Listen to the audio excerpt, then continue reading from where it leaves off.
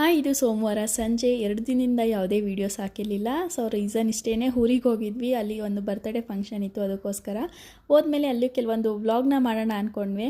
But ಸ್ವಲ್ಪ fever ಬರೋ ಥರ ಇತ್ತು, ಹುಷಾರು ತಪ್ಪಿದ್ರಿಂದ ವ್ಲಾಗ್ಸ್ ಯಾವುದು ಮಾಡ್ಕೊಳ್ಳಿಲ್ಲ. ಹಾಗಾಗಿ ಇವತ್ತು ಒಂದು ಮಿನಿ ವ್ಲಾಗ್ ಮಾಡಿ ಹಾಕ್ಬಿಡೋಣ ಅಂತೇಳಿ ಇವತ್ತಿನ ವೀಡಿಯೋನ ಶುರು ಮಾಡ್ತಾ ಇದ್ದೀನಿ. ರಾತ್ರಿ ಊಟಕ್ಕೆ ಸಿಂಪಲ್ಲಾಗಿ ಹೆಸರುಬೇಳೆ ಕಿಚಡಿ ಮಾಡೋಣ ಅಂದ್ಕೊಂಡೆ.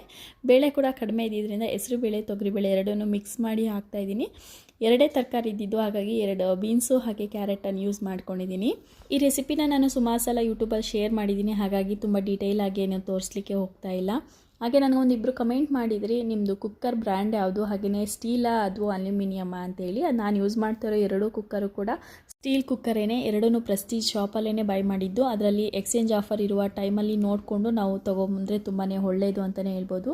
ಇವತ್ತಿನ ವ್ಲಾಗ್ ಇಷ್ಟೇ ಸ್ನೇಹಿತರೆ. ನಿಮ್ಮ ಅನಿಸಿಕೆ ಅಭಿಪ್ರಾಯ ಏನೇ ಇದ್ರೂ ಕಮೆಂಟ್ಸ್ನ ಮೂಲಕ ತಿಳಿಸಿ. Thanks for watching.